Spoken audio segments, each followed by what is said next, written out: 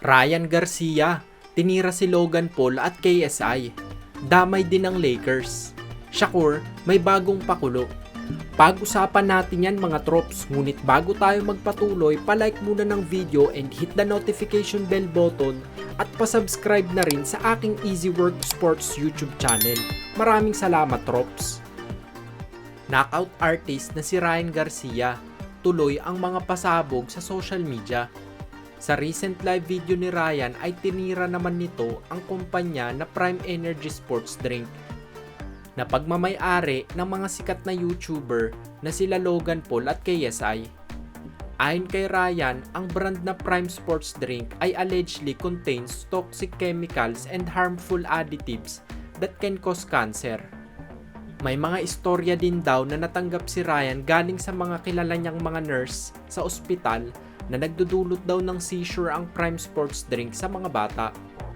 Inengganyo naman ni Ryan ang mga tao na ikalat ang impormasyon dahil may mga bata daw na nasa panganib ng mga ganitong klaseng produkto.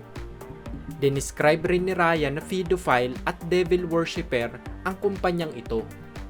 Dagdag pa ni Ryan ay boycotting na rin daw ang mga organisasyon na sinusuportahan ng kumpanyang Prime kagaya ng Los Angeles Lakers. Nakakaanunsyo nga lang na magiging official sports drink na nila ito.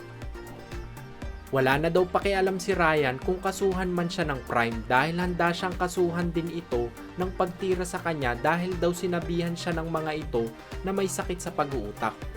Sila daw tong literal na kumakain ng mga bata ngunit siya daw ang sinasabihan na baliw ayon sa batang prospect.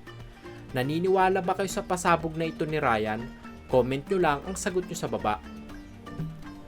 Sa kabilang dako naman po tayo, WBC Lightweight Champion Shakur Stevenson balik laban na sa July 6. Wala pang opisyal sa kung sino ang makakalaban at ang venue.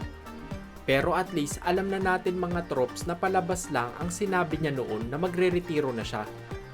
Marami nga ang nadismaya sa nakalipas na laban ng batang kampyon. Kaya porsigido ito na magkaroon ng isang sensational performance. Mambubugbog daw si Shakur sa paparating niyang laban mga trops. Ayon sa kanya ay may bago siyang special na pakulo na matagal niyang pinagpraktisan at ipapakita niya ito sa susunod niyang laban. Naiintindihan ni Shakur na kinakailangan niyang maging entertaining fighter nang sa ganon ay kumita ang mga laban niya para maging A-side sa mga negosasyon para sa mga big fight sa lightweight division. Plano ng ilaban ng Golden Boy Promotions founder Oscar De La Hoya ang alaga nito na si William Zepeda kay Shakur. Kaya kung sakaling maikasa ang laban na ito ay siguradong aabangan ito ng maraming boxing fans.